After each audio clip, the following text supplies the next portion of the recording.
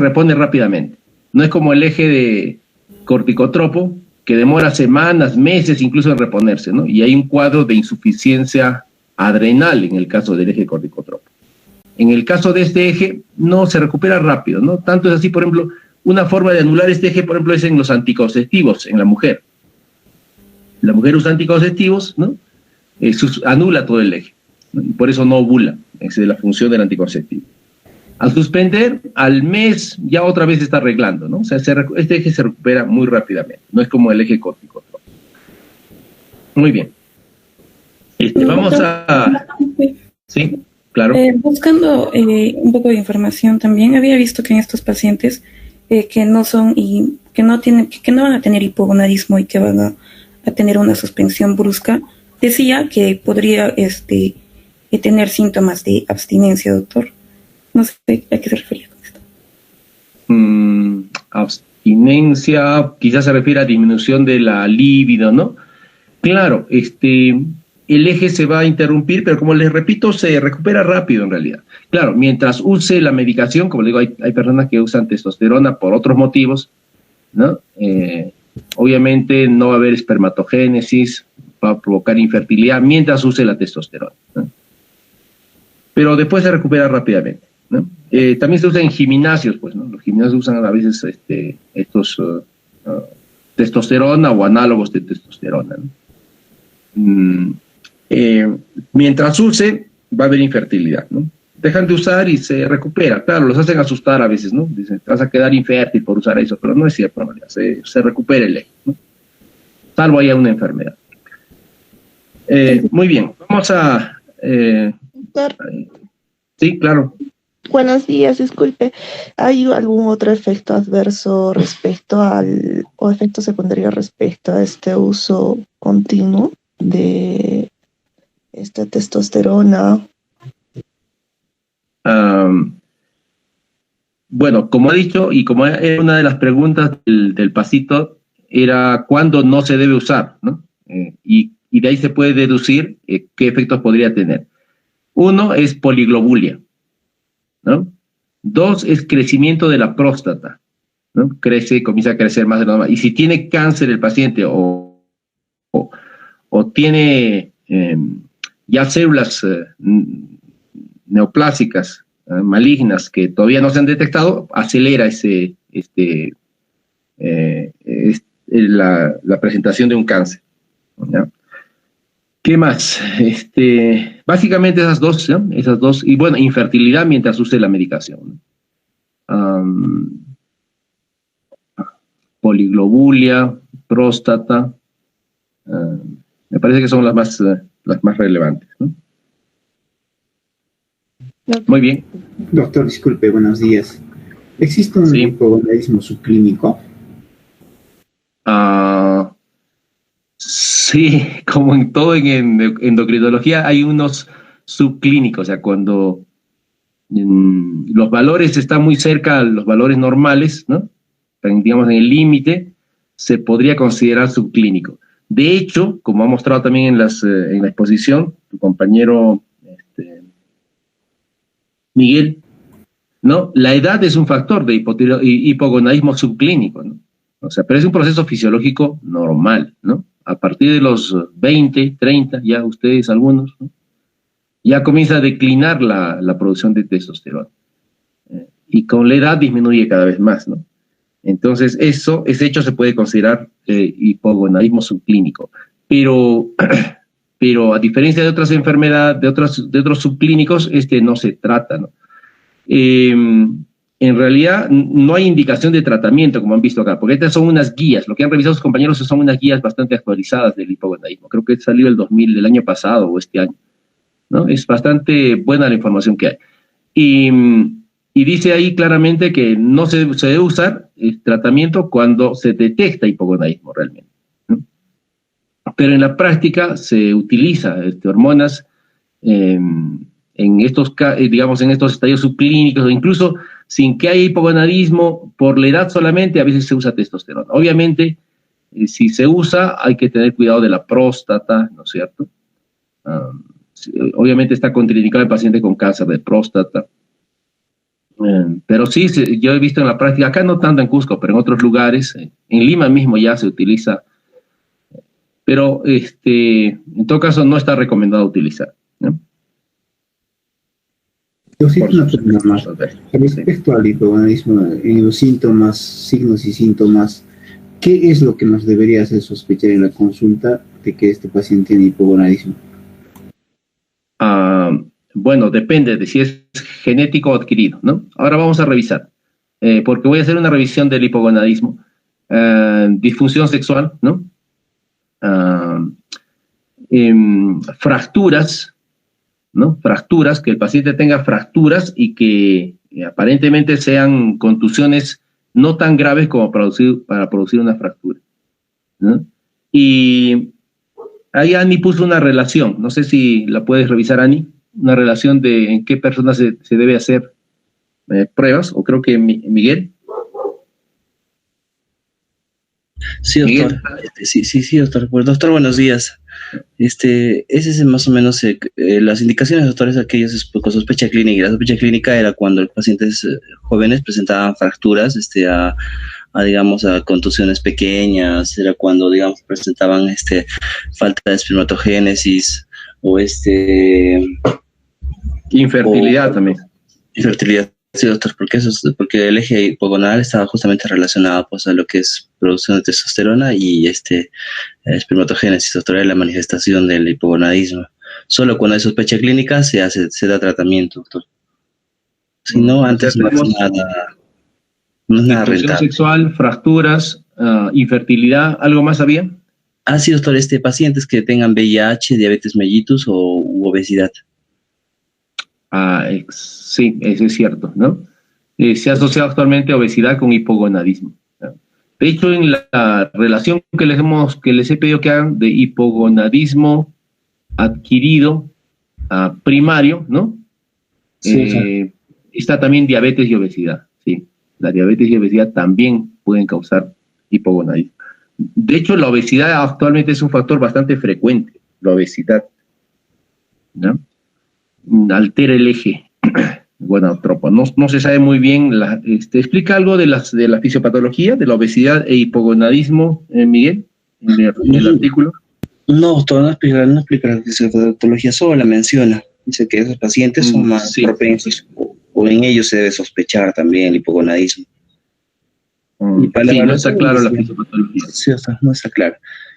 O sea, se debe sospechar y se debe evaluar generalmente con la escala de Tanner, ¿no? Observando lo que son los caracteres sexuales secundarios. Claro. ¿Ya? A ver, hacemos un repaso. En esta exposición que les voy a presentar, ya se incluye el hipogonadismo femenino, ¿ya? Femenino. Entonces, vamos a repetir algunas cosas, de paso las vamos repasando, ¿ya? Ven mis diapositivas, ¿verdad? Doctor, disculpe, ¿cuál es la sensibilidad del orquidómetro? ¿Perdón?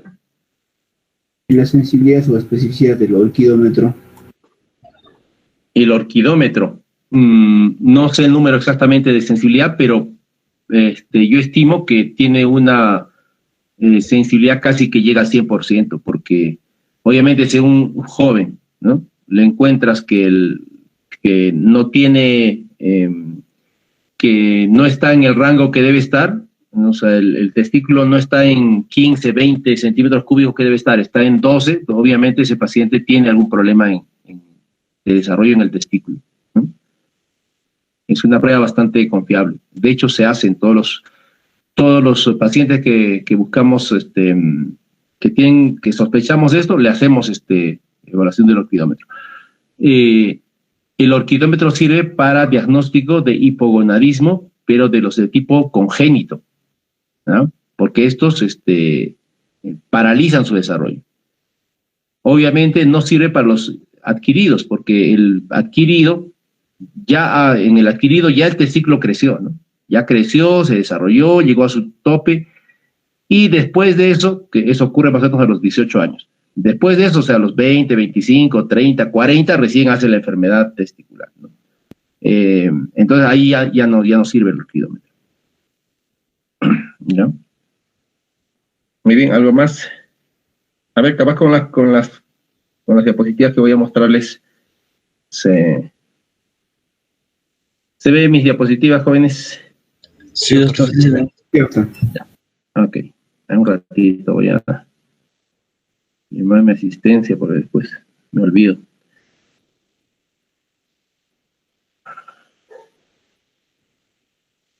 Muy bien, entonces vamos a hacer hipogonadismo, que es lo que hemos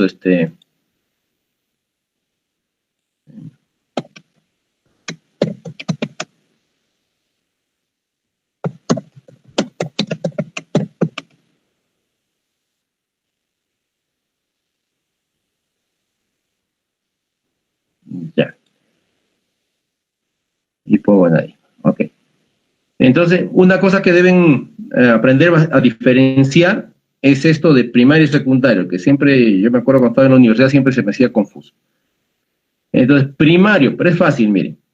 Primario, cuando la falla está en el testículo, ¿no? Secundario, cuando la falla está en la hipófisis o en el hipotálamo, ¿no? Más arriba, generalmente en la hipófisis, ¿no? Entonces, esa es la diferencia principal. ¿Cómo se detecta el primario y el secundario? El primario también se llama, por favor, ¿ah? Este término es medio complejo, parece, pero en realidad no es tan difícil.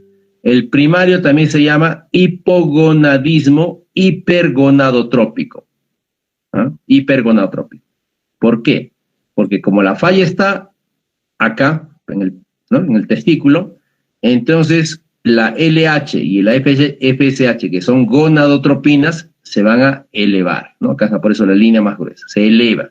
Por eso se llama hipogonadismo hipergonadotrópico, o sea que las gonadotropinas, la FSH y la LH están elevadas, ¿no? Y acá está FSH elevada, elevada. En ambos va a haber testosterona baja, como han explicado, ¿no? Y en el secundario, ¿no? En el secundario, se va a llamar también hipogonadismo hipogonadotrópico, ¿no? Como digo, la palabra parece difícil, pero es sencillo. Hipogonadotrópico, ¿por qué? Porque las gonadotropinas están bajas. Ahora, en la práctica, como hemos visto en los exámenes, esto puede ser baja o normal, porque cuando la falla está acá arriba, ¿no? Cuando la falla está acá arriba, obviamente no hay LH, no hay FSH, ¿no? Baja la testosterona, tampoco hay espermatogénesis, y esto a su vez estimula a la LH y FSH, a la GNRH incluso más arriba, ¿no? Y las pocas células que quedan a veces se activan, ¿no? ¿Por qué? Porque el principal estímulo de estas células es la testosterona, ¿no? Y como está baja, ¿no? Es un feedback negativo, recuerda. Cuando está baja se sobreestimula, y las pocas células que hay acá, pues a veces pueden elevar un poco, producir un poquito de LH-FSH, ¿no? Entonces se normaliza, puede estar bajo o normal, ya recuerden eso. Acá está bajo, ¿no? O normal, por eso se llama hipogonadismo hipogonadotrópico. La falla está en las gonadotropinas. Muy bien. Esta diapositiva ya la presentó su compañero, pero es la más importante respecto a causas, ¿no? Acá están casi todas las causas y acá está la pregunta que les hice también, había que copiar esto, ¿no? Primario y secundario. Recuerden, primario, la falla está en el testículo. Entonces, ¿qué falla en el testículo? Trauma, ¿no? Trauma. Estás en la, ¿cómo se llama? En la barrera de tu equipo de fútbol, ¿no? Te cae la pelota y ya está. O te persigue un perro y te muerde y ya está. Ya fuiste. Torsión, ¿no? Radiación, ¿no? Porque a veces cuando tienen cáncer, pues, ¿no? A veces también los operan, pues, ¿no? Cirugía también debía estar acá, cirugía, los operan, también radiación. Orquitis, como ha explicado su compañero, las paperas pueden llevar a esto, ¿no? Quimioterapia, ketoconazol, también hay autoinmunidad, por si acaso. Perdón, acá está. Autoinmunidad. Enfermedades infiltrativas, como les decía, hemacromatosis puede producir todo, ¿no? Varicocele es frecuente. Varicocele, por si acaso, son varices en las varices en las venas del testículo, ¿no? Y esas varices aumentan la temperatura. El testículo está afuera, ¿no? Está afuera. Tengo paciente, así, ¿no? Está afuera porque la temperatura en que desarrollan la espermatogénesis es más baja que la temperatura corporal, es más baja. Entonces, por eso que se andan colgando, ¿no? Cuando hay calor, por ejemplo, se andan colgando más todavía, ¿no es cierto? Entonces, el varicocele lo que hace es aumentar la temperatura, así estén colgados, ¿no? La temperatura por la congestión venosa, ¿no?, de la sangre, aumenta la temperatura y eso daña el testículo, ¿no? Varicocele, ¿no? Bastante frecuente, ¿no? Y obviamente el testículo deja de funcionar. Al inicio, transitorio, pero si está mucho tiempo expuesto a esto, hay atrofia testicular, o sea, el testículo deja de funcionar. ¿Qué más decía acá? Varicocele, ¿no? Bueno, alcohol. Estas son, y acá vamos a alguna más, vamos a enumerar, ¿no? Congénita, Klinefelter, problemas del cromosoma Y, y vamos a mencionar alguna más que no menciona este artículo. Secundaria, es fácil, ¿no? Secundaria. Todo lo que pase en la hipófisis, pues, ¿no? Todo lo que pase acá arriba, secundaria. Todo lo que pase arriba causa problema. Acá está, ¿ves? Bueno, hay congénitas, esta es la calma que ahorita mencionamos, Prader-Willi, ¿no? Y alguna otra más. Hiperprolastinemia, recuerden, esto altera el eje, esto ya lo explicó su compañero también, lo explicó bien. Y acá todo lo que dañe a la hipófisis, ¿no? Acá está apoplejía, tuberculosis de la hipófisis, hemacromatosis, traumatismo encefalocraniano que cause daño de la hipófisis o del tallo, ¿no es cierto? Había un seminario donde explicaron que el traumatismo encefalocraniano puede causar daño de la hipófisis. Algunos medicamentos también. Acá está diabetes, obesidad. Y vamos a ver otras más, ¿ya? Ahorita. Muy bien. Acá están algunos más, ¿ya?, que no se han mencionado. El hipogonadismo hipogonadotrópico, o sea, secundario es ¿no es cierto? Ya le dijimos el Kallmann. Hay una síndrome también del eunuco fértil, se llama, que es una variedad de Kallmann en realidad. Es un Kallmann que produce algo de función y eso lo hace fértil, ¿no? Prader-Willi, Laurence-Moonville y cualquier causa acá de hipopituitarismo, ¿no? Tumores, ¿no? Estos serían los congénitos, los primeros, y los segundos, los adquiridos, ¿no? Ahorita vemos Kallmann, ¿ya? Acá otra cosa que creo que no se ha mencionado también, hipogonadismo hipotalámico, ¿ya? También mencionó, creo que Miguel, enfermedades graves, ¿no? Cuando mostró ahí una persona bien delgada en su diapositiva. Cualquier enfermedad grave que cause sobre todo caquexia, o sea, disminución de masa muscular y grasa, puede llevar al hipogonadismo hipotalámico. Se ve también en anorexia nerviosa o nervosa, como se dice, ¿ah? Anorexia. La anorexia llega a un peso tan bajo que el eje se anula, ¿no? Y se llama hipogonadismo hipotalámico. Las niñas o mujeres, que es donde más se presenta la anorexia, dejan de reglar como manifestación. Ahorita vemos algunas manifestaciones, ¿ya? Pero se producen enfermedades graves o en anorexia. La leptina, que produce la grasa, estimula el eje. O sea, si no hay grasa, no se estimula el eje. Obviamente estos son reversibles, ¿no? Porque yo les preguntaba también cuáles son reversibles y irreversibles. En este caso, esta es una enfermedad reversible, porque el paciente mejora, gana grasa, peso, la niña o la persona que tiene anorexia se recupera y vuelve a arreglar. Es hipotalámica. También se llama, tiene otro nombre en las mujeres, claro, amenorrea hipotalámica también se llama en las mujeres. Hipergonadotrópicos, o sea, lo que pasa en el testículo, y en este caso también vamos a hablar de la mujer, en el ovario, ¿no?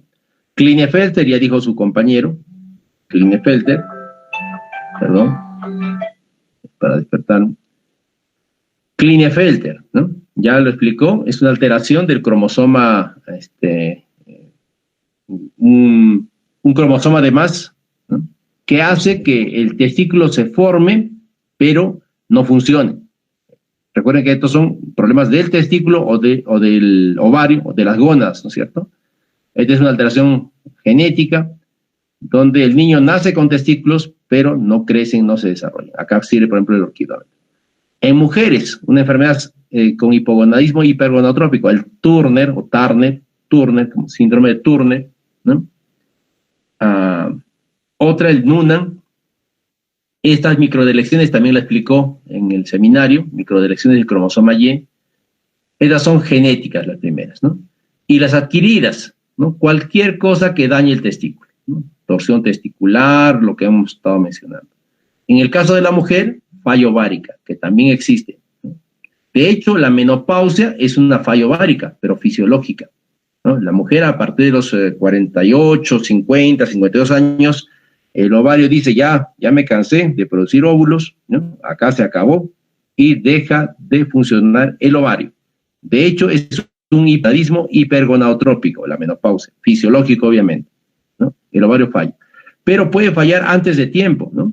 Hay casos en que el ovario se llama menopausia prematura, ¿no? La principal causa de esta es ooforitis autoinmune, autoinmunidad contra el ovario. Y la mujer deja de reglar, obviamente, porque la regla es una manifestación, es la principal, digamos, el principal indicador de función ovárica, ¿no? Si la mujer regla, el ovario está funcionando, ¿no? Si regla mensual, cuanto más exacta la menstruación, dice, el ovario funciona mucho mejor. Si está alterado, no está funcionando tan bien, y si no hay menstruación, obviamente el ovario no está funcionando. Entonces, las personas, las mujeres con esta falla ovárica, a veces dejan de reglar, ¿no? Antes de la edad, ¿no? De la menopausia,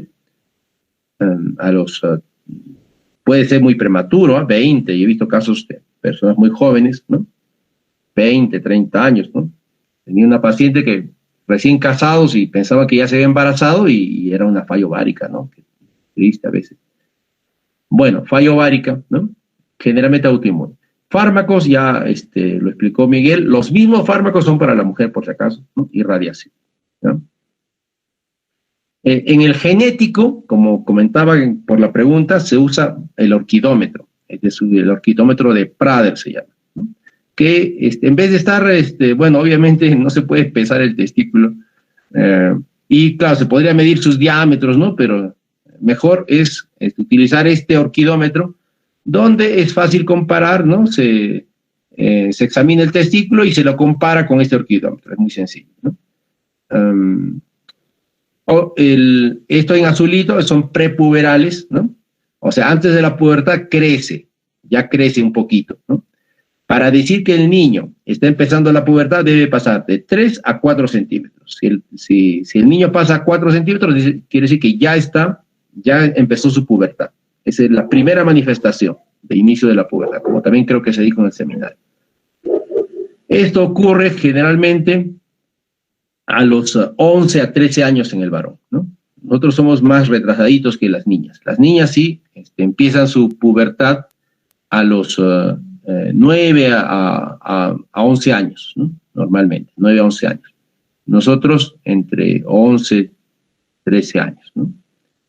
En realidad, el primer signo de pubertad es el cambio de la velocidad de crecimiento. Cambio de la velocidad de crecimiento. O sea, los niños crecen más o menos a 5 centímetros, 4 o 5 por año. Entonces, cuando el niño o niña comienza a aumentar esa velocidad a 6, 7, 8, ¿no? Entonces decimos que está empezando la pubertad. Solo que no es un signo muy evidenciable, porque tenemos que esperar más o menos un año, ¿no? Y para eso ya empezó pues la pubertad, ¿no? Para ver ese cambio en las tablas de crecimiento. Entonces, considerando eso, se conoce como el inicio de la pubertad en el varón, el cambio del tamaño testicular, y en la mujer, el inicio de la telarquia, o sea, que aparezca el botón mamario, ¿no? Esto es importante para hacer estos diagnósticos de hipogonadismo o también de diagnósticos de pubertad adelantada, que también ocurre. No vamos a desarrollar, no estaba en el cronograma, así que pubertad precoz no vamos a desarrollar, pero sí hipogonadismos. Entonces, para saber si un niño, por ejemplo, ya tiene 12, 14 años y el testículo sigue así, entonces hay que sospechar, como decía su compañero, en quienes sospechamos, habría que sospechar en ese niño que pueda tener un hipogonadismo, ¿no? Genético. Y si el joven ya tiene 14, 16 años y el testículo sigue así, no ha crecido, entonces obviamente debe tratarse de un hipogonadismo, ¿no? Hipergonadotrópico, o sea, primario, ¿no? Porque va a elevar las gonadotropinas, ¿no? Generalmente. Y hay que buscar, pues, la causa, ¿no es cierto? Y además de que el testículo es pequeño, no va a haber desarrollo de caracteres sexuales secundarios, ¿no? Y estos son los que su compañero también expuso, ¿no? O sea, el volumen testicular va a estar menos de, acá le doy un chance, ¿no? 5 centímetros, el pene no crece, puede haber criptorquidia, que es que el testículo no desciende, ¿no? Puede haber anosmia, si hay anosmia con estas características, entonces es probable que tenga un síndrome de Kallmann, porque el Kallmann, como se ha descrito, se asocia a hipogonadismo más anosmia. No hay pigmentación del escroto, no hay crecimiento del escroto y la piel no se convierte en una piel rugosa, arrugada, oscura, como es normalmente el escroto, ¿no? En algunos casos puede haber ginecomastia, generalmente puede haber ginecomastia en el Klinefelter, ¿no? Desarrolla proporciones eunucoides, ¿qué es esto? Ahorita lo vemos, ¿ya? De una vez. Acá están, proporciones eunucoides. ¿Qué quiere decir? Estos son, ¿ya? Que la talla del paciente, se toma la talla y la brazada. La brazada es la longitud entre el la zona más distal del tercer dedo de ambos lados, ¿no? En esta posición. Entonces se toma esta medida y se toma esta medida, ¿no? Y en los pacientes con hipogonadismo tienen la brazada, esto se llama brazada, más de 5 centímetros de más respecto a la talla. O sea, talla, digamos, 1,60 y esta brazada mide 1,65 o más, ¿no? La otra alteración es creo que está acá, no está acá, acá. Entonces, el segmento inferior, ¿no?, es más largo que el segmento superior. ¿Qué quiere decir? La talla se divide en dos segmentos, el inferior y el superior. El inferior va del talón al pubis, ¿no? Y el superior va del pubis al vértex de la cabeza. Entonces, este segmento, en los niños esta desproporción, en los niños o jóvenes que tienen hipogonadismo, también esta proporción es más de 5 centímetros. El segmento inferior es mayor, o sea, en otras palabras, tienen las piernas largas, ¿no? Y el tórax corto, ¿no? Son signos, entonces, para sospechar de hipogonadismo. Y estos son generalmente congénitos, porque no hay desarrollo de la pubertad, ¿no? Otra característica es la disminución de tamaño del cuarto metacarpiano, ¿no? Corto.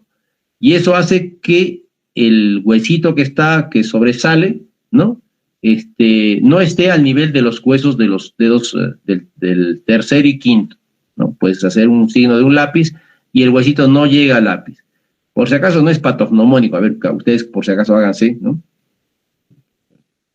Pero si tienen eso, bueno, no quiere decir, es sospecha nomás, ¿ya? Sospecha nomás. A ver, por si acaso háganse, me avisan. Ya, ¿qué otras características que ha descrito su compañero también acá en esta diapositiva que le he usado de... Perdón, no bien.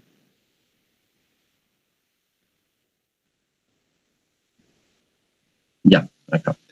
También, obviamente, la distribución del cabello, el vello púbico, puede aparecer, como ha dicho también su compañero, pero no es suficiente. Recuerden que el vello púbico corresponde a dos hormonas o a dos andrógenos, el que se produce en los testículos y el que se produce en las suprarrenales.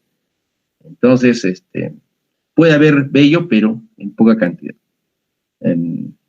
Y estas son ya consecuencias posteriores, que baja la libido, la masa del hueso disminuye, la masa muscular también, ¿no? Y si este paciente tiene alteraciones en el campo visual, obviamente hay que sospechar de una lesión de la pituitaria, ¿no? Y van a tener también la pequeña de la próstata. Muy bien. Entonces, en el varón, dijimos, no hay desarrollo de caracteres sexuales que hemos mencionado, no hay pubertad, ¿no? Y hay signos de hipogonadismo. Obviamente hay infertilidad. Cuando el problema es adquirido, que ocurre después de la pubertad, determinada la pubertad, que termina a los 18, 19 años, entonces el paciente, como le decía, probablemente el testículo ha crecido, todo está adecuado, y el paciente comienza a perder algunos caracteres sexuales, ¿no? No todos, obviamente, ¿no?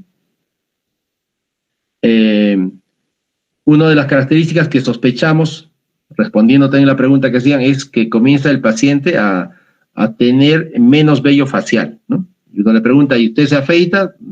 No, doctor, ya no me afeito, ya no me sale. Entonces, sospechoso. Pero bueno, eso también varía de acuerdo a los factores raciales, ¿no? Hay razas que obviamente tienen mucho vello corporal y razas como la nuestra, ¿no? O como de otros lugares donde existe muy poco vello facial. Y la infertilidad, como también mencionamos. El paciente, a veces por este motivo llegamos al diagnóstico, ¿no? Hay infertilidad en la pareja, ¿no? Como siempre, a la mujer la estudian primero, ¿no? Y después recién al varón, ¿no? Y el culpable era el varón. Entonces, puede estar siendo hipogonadismo. Adquirido, porque capaz desarrolló todo, pero después tuvo un problema de los que hemos mencionado en la etiología. ¿Ya? Acá está, ¿no? Disminución de la libido, problemas en las erecciones, que baje un poco el volumen testicular, ¿no? Solo que a veces no se dan cuenta. Ginecomastia no es muy frecuente, que tengan, como la mujer, bochornos, ¿no? Paciente, doctor, tengo como calor, no sé qué pasa, ¿no? No es la temperatura. Que tengan osteoporosis y que puedan fracturarse, ¿no? Que pierdan la talla, ¿no? La talla puede ir bajando. Pierden un poco el vello púbico y vello axilar. Disminuye la frecuencia del rasurado, ¿no? Pueden tener galactorrea, obviamente si tienen galactorrea hay que sospechar que tengan un prolactinoma, ¿no? Acá se mezclan ya muchos capítulos, ¿no? Recuerden que en el examen puede haber preguntas de otros capítulos, ¿no? Y en realidad se mezclan las patologías.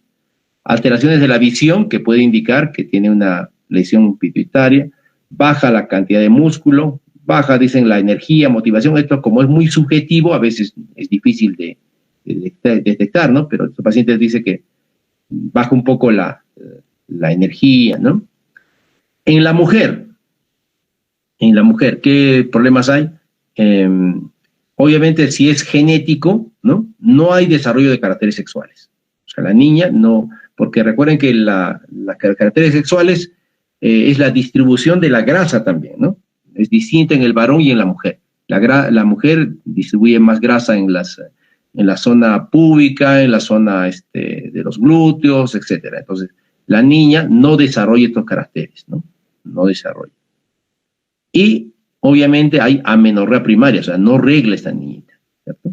Y tiene infertilidad. En cambio, en la adquirida, igual que en el varón, ¿no? Ya la niña ha adquirido probablemente caracteres sexuales secundarios, pero, ¿no? Algo pasó en el ovario y deja de funcionar, y la principal manifestación va a ser la amenorrea secundaria. La diferencia del término primaria y secundaria en amenorrea es que amenorrea primaria es que nunca arregló. Nunca arregló. O sea, uno le pregunta, ¿y arregló alguna vez? No, doctor, ya tengo 20 años y nunca he arreglado. Amenorrea primaria. En cambio, la paciente que dice, doctor, bueno, tengo 30 años, yo arreglaba normal y hace 2 años no arreglo. ¿No? Amenorrea secundaria, ¿no? Secundaria. Esta tabla también ya lo mostraron sus compañeros, ¿no? Estos signos y síntomas. ¿Qué hacemos? Medir la testosterona, ¿no? Testosterona. Se mide en la mañana, ¿no? Se puede medir la testosterona total o la libre. También ya explicó su compañero que casi la mitad de la testosterona está ligada a proteínas. Usamos generalmente la testosterona total. Acá están los valores, ¿no? Valores menos de 10 en general se considera ya diagnóstico, ¿no? Se repite en algunas personas, creo que está acá eso, ¿no? En esto ya mostraron también, en algunas personas que se considera que existe una alteración en la concentración de la SHBG, ¿no? Que es la globulina transportadora de hormonas sexuales, ¿no? Si se considera que hay una alteración, se debe medir la testosterona libre.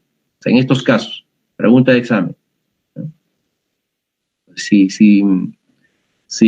tiene alguna de estas patologías, entonces hay que medir la testosterona libre, ¿no? Si no, no es necesario, ¿no? Y acá están los valores, ¿no?, de la testosterona libre. Y de ahí que se mide la LH y el FSH. ¿Para qué? Para saber si es primario o secundario. Obviamente, si tenemos altas las concentraciones, entonces decimos, el problema está en las gónadas.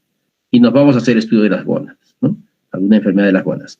Acá estudian, por ejemplo, el hierro para descartar hemocromatosis y cariotipo para descartar Klinefelter, pero como han visto, hay muchas enfermedades más, ¿no es cierto? Y si está baja, ¿ve?, o inapropiadamente normal, como dice acá, ¿no? Les decía por eso baja o normal, entonces decimos, el problema está en la hipófisis. ¿Y qué hay que hacer? Hay que estudiar la hipófisis. Bueno, la prolactina, otras hormonas de la pituitaria hay que evaluar, hay que hacerle resonancia para saber qué está pasando en la hipófisis que está afectando ¿no? Acá esto ya lo vimos, esto también. Ya, acá era para repasar hipogonadismo hipogonadotrópico. O sea, el problema está en la hipófisis. Kallmann, ya les dije, el Kallmann es una enfermedad donde falla un gen, ¿no?, que tiene la función de la formación de las células de la GNRH, ¿no? Entonces, no hay formación de la GNRH y obviamente no funciona todo el eje, ¿no? Y tiene algunas características, como ha explicado también su compañero, principalmente la anosmia. Pacientes no huele, anosmia es que no huele. Entonces, tienes un paciente con hipogonadismo que no tiene desarrollo puberal, ¿no? Entonces le hace la prueba de los olores, ¿no? Si no huele, estás frente a un Kallmann. ¿No? Hay una atrofia de las cintillas olfatorias, ¿no? Prader-Willi dijimos que es otra causa de hipogonadismo hipogonadotrópico. O sea, el problema está en en el hipotálamo, ¿no?, en la hipófisis. Estos chicos tienen una obesidad extrema, porque además de hipogonadismo tienen una alteración de la grelina. La grelina es una hormona del estómago que nos avisa cuando el estómago está vacío. O sea, es una hormona que aumenta el apetito. Estos chicos tienen esa grelina sobreestimulada, o sea, está produciendo exceso de grelina. O sea, todo el tiempo tienen apetito voraz, ¿no? Y desde muy niños comienzan a hacer incremento de peso, ¿no? Son obesidades extremas. Felizmente es una enfermedad rara. Al inicio pueden hacer de hecho hacen hipogonadismo, pero estos niños en el recién nacido hacen una cierta hipotonía. Por eso a veces se les puede detectar. El Lawrence-Moon-Biel es una enfermedad que va con obesidad, va con hipogonadismo también, hipogonadotrópico o secundario. Son niños que tienen típicamente polidactilia, ¿no? 6 dedos, ¿no? Son de talla baja, alteraciones en el aspecto cognitivo, hipogonadismo, ¿no? Y algunas alteraciones de la retina y problemas renales. Acá está, dentro de los hipogonadismos hipergonadotrópicos. Entonces, cuando habla de hiper, ya estamos diciendo, la falla está en la gónada, ¿no? Ya dijimos, Klinefelter, Turner, Noonan, problemas adquiridos, ¿no? Este es Klinefelter, ¿no? Tiene un cromosoma de más, XXY, normalmente debe tener solo XY, pero le sale un X más. Tienen esta característica que hemos dicho de la brazada, ¿no? Aumento de la brazada y aumento de la talla del segmento inferior, ¿no? Hacen hipogonadismo. Pueden tener vello púbico, ¿no? Testículos pequeños generalmente, ¿no? Son delgados, altos, porque hay que recordar que la testosterona, ¿no?, participa en el cierre de los cartílagos epifisiarios. O sea, dejamos de crecer por la testosterona y los estrógenos en el caso de la mujer, ¿no? Entonces, a la vez que la testosterona provoca el pico de velocidad de crecimiento, el estirón puberal, a la vez también cierra los cartílagos de crecimiento, ¿no? Y estos chicos que no tienen testosterona, porque el Klinefelter no tiene testosterona, el testículo está no funcionante, entonces siguen creciendo, ¿no? Son altos generalmente, ¿no? Entonces los altos de la clase, ¿no? Por si acaso, mírense, háganse su brazada, ¿no? Klinefelter. La otra patología, Turner, ¿no? En el Turner ya también falta un cromosoma, X0, ¿no? Y esta niña, porque es una niña, ¿no? Forma ovario, ¿no? Pero no funciona. A diferencia del Klinefelter, son talla corta ya también, y tienen algunas características típicas en el Turner, como la facies, ¿no? La facies media triangular, ¿no? El cuello corto, alado, ¿no? Tienen malformaciones cardíacas, el tórax es ancho, ¿no? Pueden tener alteraciones en el esternón, ¿no? Acortan el cuarto metacarpiano, ¿no? Acá creo que tengo una niña, ¿no? Estas niñas, acá fíjense, para que vean el cuello alado, ¿no? A veces son muy sutiles, implantación baja de las orejitas, ¿no? Obviamente no hay desarrollo puberal, o sea, no va a haber telarquia, salvo sea mosaico. Hay mosaicos. Mosaico quiere decir que algunas células son X0 y otras son X normal. Entonces, pero la mayoría no tienen desarrollo puberal, hacen hipogonadismo también. Desde el recién nacido se puede evaluar este cuello, ¿no? Alado. Actualmente esto se detecta ya incluso a nivel fetal, por ecografía, ¿no? Niñas no tienen déficit cognitivo, estas niñas, ¿no? Son muy inteligentes, ¿no? Pero tienen implantación baja del cabello, ¿no? Y el Noonan tiene las mismas características, pero no tiene X0, ¿no? Y puede ser varón o mujer el Noonan, ¿no? Tiene casi las mismas características, también es genético, ¿no? Y no tiene esta alteración. Muy bien. Vamos a guardar los cambios. ¿Ha hecho algún cambio? No. ¿Tienen alguna pregunta ahí? Bueno, con esto hemos aclarado, tengo algunas preguntas que tenían, ¿no? Dejar de presentar. Vamos a desarrollar un tema que es interesante también, que tiene que ver con las gónadas.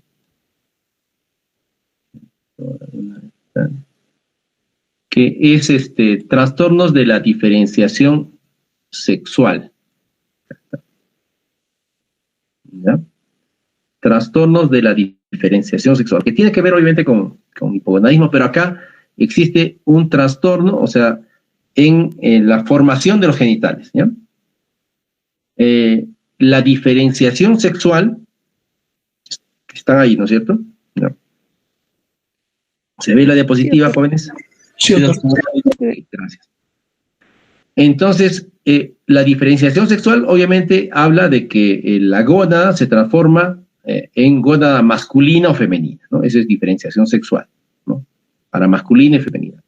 Y para que haya esta diferenciación sexual, existe tres características, tres factores que hacen la diferenciación sexual. Genética, hormonal, ¿no? Bueno, esta de comportamiento es el comportamiento sexual. Esto tiene que ver más con psicología, con psiquiatría, ¿no? De la opción sexual, etc. No vamos a tocar este tema. Vamos a tocar la diferenciación sexual determinada por los genes y las hormonas, ¿no? Y esto es en el periodo embrionario, ¿no? Embrionario. Vamos a tratar varias patologías. Una de ellas que ya hemos hablado, el Klinefelter y el Turner, ¿no? Que si bien es cierto, no son, repito, patologías de diferenciación sexual, más bien son temas de hipogonadismo, ¿no? El Turner, como ya dijimos, ¿no? Es la ausencia de un cromosoma X. ¿Qué hacen estos cromosomas? Vamos a ver acá. Como ustedes saben, los cromosomas de diferenciación sexual son el X y el Y. La mujer es XX, el varón es XY. Ambos donan un cromosoma porque el hijo, ¿no?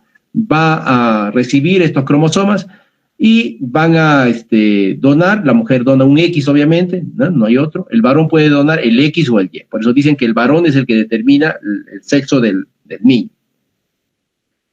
Bueno, entonces el niño va a ser, o la niña va a ser XX y el niño XY. ¿Cierto? Eso es conocido, ¿no? Acá está, el Y. Ahora, el Y parece que es el principal determinante de la diferenciación sexual. El Y. ¿Ah? ¿Qué tiene el Y que hace esto? Tiene un segmento que se llama el segmento SRY. ¿Ya? El segmento SRY. O sea, de todo el cromosoma es este segmento el importante, el que va a determinar la diferenciación sexual. ¿Ya? Acá está el SRY. Este es el que determina la diferenciación sexual. Lo que hace este SRY, acá está, ¿no? En la embriogénesis, la cresta gonadal, ¿no?, se ubica en el mesodermo intermedio, ¿no? De hecho, hay varios genes que van a provocar esta transformación, ¿no? Como todo, en toda la embriogénesis está determinada genéticamente. Todos los genes que se han adquirido, ¿no?, van a tener su función para diferenciar los tejidos, y de hecho se forma la cresta gonadal, que es donde está la gónada indiferenciada todavía, ¿no? Esto en las primeras semanas de embarazo, ¿no? Entonces, si este niño tiene cromosoma Y, tiene SRY, entonces esta cresta gonadal va a virar, se va a transformar a testículo. ¿Ah? Testículo. La ausencia de este SRY, la ausencia, o sea, que no tenga cromosoma Y, no tenga este segmento, hace que la cresta gonadal se transforme a ovario. Eso se pensaba antes, ¿no? Ahora se sabe que hay otros genes que también provocan esto, porque uno diría, por ejemplo, en el Turner, ¿dónde está el Turner? Acá, en la niña con Turner, ¿no? En la niña con Turner, ¿no? La niña con Turner, por ejemplo, no tiene SRY. Entonces uno diría, ¿no?, y como ocurre, ¿no?, entonces la gónada indiferenciada se transforma a ovario, ¿no? Sí, cierto. Pero ese ovario después no funciona. O sea, que parece que la expresión de este cromosoma X no es suficiente, una sola, para que el ovario se forme y además funcione, porque no es solo que se forme, sino debería funcionar. Parece que hay otros genes. Se postula el DAX1, que está en el cromosoma X, que parece que la expresión doble, o sea, tiene que haber dos X, ¿no? Una X se forma ovario, pero dos X hace que el ovario también después funcione. Entonces, por ejemplo, que haya un solo X hace que se forme ovario. Por eso les decía que el Turner no es un trastorno de diferenciación sexual, ¿no?, pero va a provocar hipogonadismo, ¿no? Entonces, necesitamos dos X para que el ovario se forme y funcione, ¿no? Por otro lado, en el Klinefelter es otro ejemplo, por ejemplo, ¿no? Decimos, este Klinefelter tiene Y, ahí está, sí tiene Y, por tanto tiene segmento SRY. Entonces, esto hace que la gónada indiferenciada se transforme a testículo, correcto, ¿no? Pero fíjense, la sobreexpresión de doble X, del DAX1, hace que ese testículo se forme, pero no funcione en el futuro. Por eso que el Klinefelter, ¿no?, nace con testículo normal, ¿no?, pero no se forma después, no funciona después, perdón, no funciona, ¿no? Entonces, en estas hormonas participan, ¿no?, en la diferenciación del testículo y el ovario, pero se necesita, ¿no?, en el caso del varón, que solo haya un X, ¿no? O sea, se necesita una disminución de la expresión de los genes DAX, ¿no?, para que el testículo además funcione. Y en el caso de la mujer, se necesita doble X para que el ovario se forme y además funcione, ¿no? Muy bien. Entonces vayamos ya a la patología de diferenciación sexual. La diferenciación sexual necesita, perdonen, esto ya lo hablamos de que. Entonces, uno, que haya las hormonas, los genes adecuados. Dos, trastornos hormonales. Si ya se formó el testículo, porque tenía su cromosoma Y y tenía su segmento SRY. Recuerden también que cuando hablaron en el seminario de microdelecciones del segmento Y, se refiere a estas microdelecciones del segmento SRY, pequeñas alteraciones, ¿no?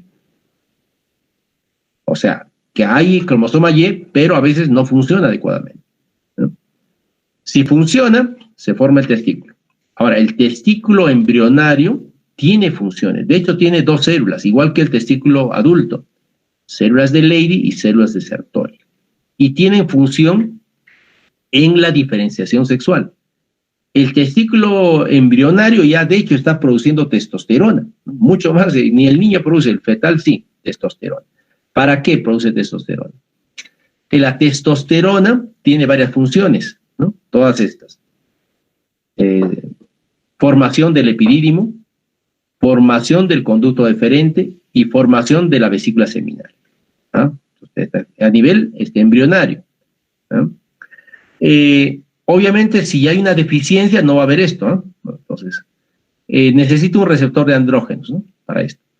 No solamente funciona la testosterona, también funciona otra hormona que es incluso mucho más activa, biológicamente activa, que es la dihidrotestosterona, ¿no?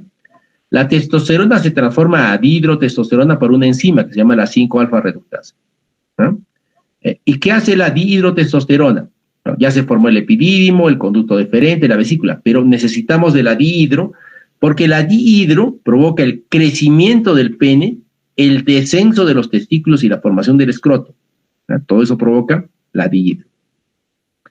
Entonces, si el testículo funciona normalmente, todo este proceso se da y el niño nace con pene, con testículos en bolsas, ¿no? Etc. Si falla esto, no va a ocurrir todo esto. Ahorita vamos a ver. Además, el testículo forma células de Sertoli, ¿ya? Las células de Sertoli, ¿ya?, que en la edad adulta son encargados del espermatogénesis, en la edad embrionaria, ¿no?, secretan una hormona que se llama la hormona antimülleriana, ¿no?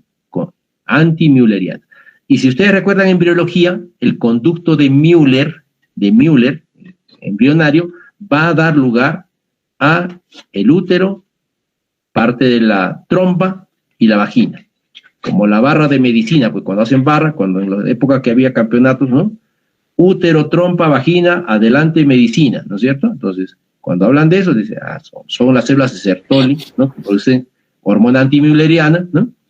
Y se llama antimülleriana porque justamente es anti, o sea, hacen que no se desarrolle el conducto de Müller. Por tanto, por eso que el varón no tiene útero, trompa, vagina, adelante medicina, no tiene, pues, ¿no? El varón no tiene. Hay alteraciones de esto, o sea, un varón si no tiene esta hormona va a tener útero, trompa, pero obviamente va a ser muy pequeñito, ¿no? Muy pequeño. Entonces, estos procesos son los cambios hormonales que producen la diferenciación sexual. Cuando falla esto, obviamente, va a dar lo que se llama el pseudohermafroditismo masculino. O sea, quiere decir que es un XY, ¿no?, que parece hermafrodita, pero no lo es, porque el hermafroditismo sí es, y ocurre también, hay casos en que esta célula no se diferencia, ¿no? ¿Dónde está esa célula? Por ahí arriba. No está, ahí está. No se diferencia la gónada y tiene parte ovario, parte testículo. Ese es el hermafroditismo verdadero, que también existe, pero es mucho más raro todavía. Esta patología que les estoy describiendo se ve con relativa frecuencia. De hecho, que tenemos varios casos en el hospital. Entonces, como les decía, las células de Leydig producen testosterona, producen dihidrotestosterona por la alfa reductasa y para las funciones que se necesitan. Cualquiera de estas alteraciones va a conducir a un pseudohermafroditismo masculino, o sea, trastorno de la diferenciación sexual, ¿ya? Ya sea en la producción, la más común de estas dos, vamos a desarrollar dos, la deficiencia de 5-alfa reductasa, ¿no? O sea, si el niño no tiene 5-alfa reductasa, obviamente lo que pasa es lo siguiente, acá, 5-alfa reductasa, o sea, el niño tiene testículo, forma epidídimo, conducto, todo esto, pero tiene deficiencia de 5-alfa reductasa, por tanto no tiene dihidrotestosterona. Esta deficiencia puede ser total o parcial, por si acaso, ¿no? Si es total, no va a haber crecimiento del pene, va a ser micropene al nacer, no va a haber bolsas escrotales, no va a haber testículo, o va a haber, pero está abdominal, no va a descender. Entonces, si nace así, podemos ver un niño así, ¿no? Con masculinización incompleta, ¿no? Puede haber bolsas escrotales, pero no hay testículo, ¿no? problemas de hipospadia, o sea que el meato urinario no llegó al extremo distal del pene, ¿no? Y el niño puede orinar por acá, ¿no? Y el pene es muy pequeñito, ¿no? Entonces uno dice a veces, ¿este niño es varón o es mujer, ¿no? Entonces surge la posibilidad de que sea, hay que hacerle pues obviamente cariotipo, ¿no? Para diferenciar. Por eso se llama trastornos de la diferenciación sexual, ¿no? Este es un niño con deficiencia de la hormona antimülleriana. Es un niño XY, o sea, es varón, pero se le encuentra, fíjense, útero, trompa, ¿no? Y bueno, recuerden que este conducto de Müller desarrolla solamente el tercio superior de la vagina, no toda la vagina. Entonces se encuentran rezagos, miren, de este tejido en un niño que tenía deficiencia de hormona antimülleriana. Esto suele ser un hallazgo, ¿no? Porque el niño después desarrolla totalmente normal. Muy bien. Deficiencias también en la síntesis de testosterona, ¿no? No hay testosterona por deficiencia de 17-hidroxilasa, 3-beta-hidroxilasa, ¿no? Deficiencia de testosterona. Si no hay testosterona, obviamente no hay ni siquiera desarrollo de estas partes que hemos dicho. Acá está el resumen. La testosterona, conducto deferente, epidídimo, ya dijimos, y la dihidrotestosterona, crecimiento del pene, escroto, también participa en el crecimiento de la próstata, ¿no? La uretra, ¿no? Por eso que la uretra no desarrolla y hay casos de hipospadia con estas enfermedades, ¿no? Muy bien. Acá está, deficiencia de 5-alfa reductasa, ¿no? No hay dihidrotestosterona, ¿no? Y la otra alteración es deficiencia del receptor de andrógenos. O sea, quiere decir que el niño tiene testículo, tiene células de Leydig, tiene testosterona, tiene 5-alfa reductasa, tiene dihidrotestosterona, pero quien falla es el receptor de andrógenos, ¿no? O sea, ¿de qué le sirve testosterona? ¿De qué le sirve si no tiene el receptor? Es una alteración genética, no forma receptores de andrógenos. Y acá sí el problema es más grave, porque el niño no forma epidídimo, conducto, no hay, y este niño parece una niña, ¿no? ¿Dónde está? Acá. Ya les mostré, ¿no? Entonces, el niño tiene serias dificultades y muchos casos a veces nace con el pene tan pequeñito que se le asigna género femenino. O sea, nace, dicen, y no hay testículos, ¿no? Y las bolsas escrotales parecen labios mayores. Y entonces a veces le dicen, ¿no? Uy, fue niñita, ¿no? Incluso en el evaluación ecográfica, ¿no? Le dije, va a ser una niña, nace, ¿no? Y ya todos están en la idea con la niña, todos compararon la ropa rosadita, ¿no? Porque todavía están en épocas antes de ¿cómo se llama esta corriente social, ¿no? Que los niñas usan, y que el rosadito no es para niñas y el celestito no es para niños, ¿no? Todos deben ser iguales, ¿no? Todos amarillos. Bueno, entonces, y nace, y efectivamente, ¿no? El pene chiquitito, ¿no? Y dice el pediatra, dice, ¿por qué está así? No, es su clítoris que está un poquito grande, ¿no? Y nadie se fija, pues, para ver si tiene agujero vagina, ¿no? Entonces, a veces incluso hay casos que les ponen, ¿no? Los bautizan como, ya, ¿no? María Cristina, ¿no? Y no hay María Cristinas en el aula, ¿no? Por si acaso. No, le ponen un nombre femenino incluso, ¿no? Le ponen de mujercita, las crían como niñitas inclusive, ¿no? Las crían como niñitas. Y nadie se da cuenta porque niño o niñita la diferencia solo es la ropa, ¿no? Y el cabello, pues, ¿no? A la niñita le ponen colita, al varón le cortan el cabello, ¿no? Pero ya no va a haber diferencia con estas corrientes que hay. Entonces, ¿y cuándo se dan cuenta? Cuando no regla, ¿no? Ya en adolescente se pone ya media rara la niñita, ¿no? Le crecen un poquito los hombros, ¿no? Ya a sus compañeritas les mira raro, ¿no? Y no reglan, pues, ¿no? Ya pasa, y no hay desarrollo femenino tampoco, ¿no? Y pasan ya los años, 12 años, y no reglan. Yo he visto casos así, y la niñita no regla, y por ahí le hicieron el examen, ¿no? Llegó al médico, y le hicieron el cariotipo, y resulta que era XY, que era varón, ¿no? Que es varoncito. Yo he visto una vez una discusión de un caso clínico, ¿no? Y un caso de estos donde donde se discutió, pues, qué vamos a hacer ahora, ¿no? Y el psiquiatra dijo, no, ya le asignaron ser el género femenino, que siga siendo una niñita, ¿no? Que siga siendo una niña.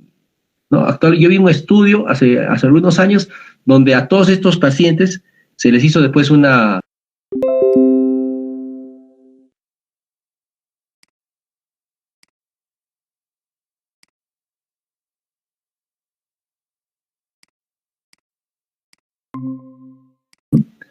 Bueno, eso, hay mucha controversia para el manejo de estos niños, ¿no? Niñas. Muy bien, entonces tenemos dos alteraciones, ¿no? Que son estas, trastornos antimülleriana, deficiencias en la esteroidogénesis, deficiencia de 5-alfa reductasa, ¿no? Fíjense, los términos son difíciles, ¿no? En el examen así, deficiencia de 5-alfa reductasa, parece un diagnóstico genético, ¿no? Pero es fácil llegar a estos diagnósticos. Y la deficiencia del receptor de andrógenos, se llama también síndrome de insensibilidad a andrógenos, ¿no? Donde los niños nacen con sexo ambiguo, se llama. O sea, el sexo no se puede determinar. En algunos casos nos equivocamos, el pediatra, el neonatólogo se equivoca, porque ve y parece y le pone lo que parece, ¿no? Algunos da la duda y se le hace el estudio. En el caso de las niñitas, porque esto le ocurre a los varones, como siempre nosotros, siempre los más afectados. Las niñas también, pero en las niñas, como hemos visto, si no hay cromosoma Y, ¿no? La gónada indiferenciada se transforma en ovario, ¿no? Y no es tan complicada como el varón, que tiene que ocurrir todo esto para que se formen los genitales. En la niñita nada, no tiene ninguna enzima, solito se desarrolla todo a genitales femeninos, ¿no? Ya después son complicadas las niñas, ¿no? Las señoritas, las mujeres, ya cuando son adolescentes, adultas, peor todavía, complicadísimo, ¿no? Pero en la etapa fetal los varones somos más complicados. Bueno, en la etapa embrionaria, para la diferenciación sexual, nada, solo no tienen ese relleno, se transforma ovario, ¿no? Y el ovario solito, ¿no? No necesita ninguna enzima de estas para que se transforme, se desarrolle todo, el útero, trompa, vagina, todo se desarrolla normalmente, ¿no? Porque no hay acá hormona antimülleriana, ¿no? ¿Cuándo ocurre esto? Ya hicimos en realidad esa clase. Deficiencia de 21-hidroxilasa, ¿no? Hiperplasia suprarrenal congénita, ¿no? ¿Se acuerdan? Cuando hicimos hiperplasia suprarrenal congénita, ¿no? ¿Qué pasa en la hiperplasia suprarrenal congénita? Está acá. Acá está, sí. Esta es la esteroidogénesis que ocurre en las suprarrenales, ¿no? Para la formación de 3 hormonas: cortisol, acá a la derecha, aldosterona, ¿no? Y andrógenos, ¿no es cierto? Entonces, cuando hay una deficiencia de la 21-hidroxilasa principalmente, acá está, la 3-beta o la 21, más frecuente la 21-hidroxilasa, entonces, C, que es esta, ¿dónde está? Está por acá, 11-beta también puede ser, acá está la 21-hidroxilasa, esto, ¿no? Acá esta enzima no funciona, ya lo explicamos, ¿no? No funciona. Entonces, por tanto, el niño, el feto inclusive, no produce ni aldosterona ni cortisol, porque este es congénito, ¿no? No produce ni aldosterona ni cortisol.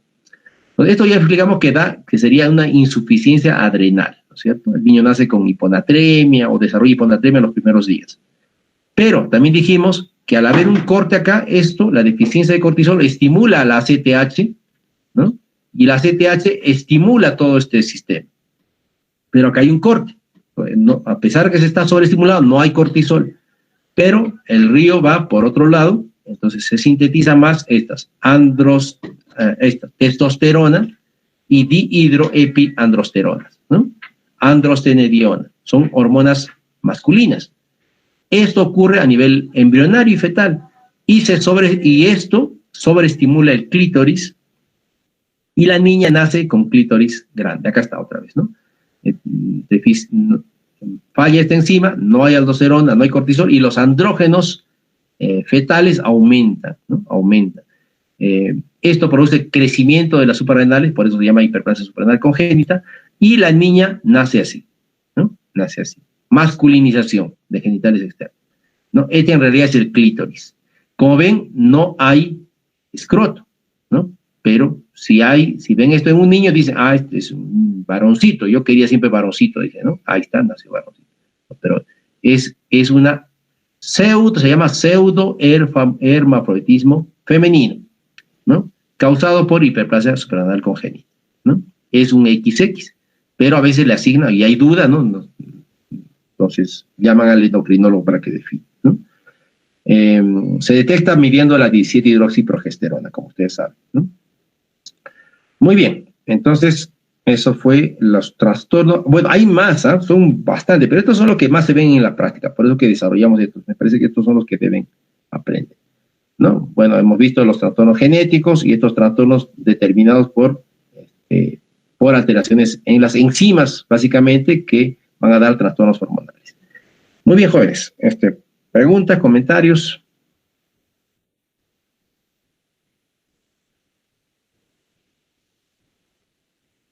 ¿Están ahí? Bueno, el día viernes, que es 24, ya que no es feriado por si acaso, bueno, hacemos la última clase, que es el seminario. Es un tema, hacemos ovario poliquístico, ¿no? Que yo lo desarrollo, y el tratamiento de hirsutismo, que justamente el ovario poliquístico va con signos de hiperandrogenismo y hay que dar tratamiento pues para hirsutismo que presentan los pacientes, ¿no? Muy bien, ¿alguna pregunta, jóvenes? ¿Está claro? Apunten siempre. Doctor, una pregunta. Sí. Perdón, disculpe. Doctor, respecto a la testosterona, doctito, ¿en qué casos no se puede dar? ¿No se podría dar también en pacientes que tengan insuficiencia cardíaca, doctor? Sí, hay que dar con cuidado en su paciente con insuficiencia cardíaca, sí. Creo que está en la lista. Ya, doctor, gracias. Hay una lista ahí de... Revisen este artículo, está bastante actualizado. Cualquier duda. Muy bien, jóvenes. Ok, entonces nos vemos el viernes, ya, con la última clase, media hora yo y media hora de exposición, ¿ya? Me mandan, por favor, las diapositivas para revisarlas de hirsutismo. Creo que son para 2 alumnos.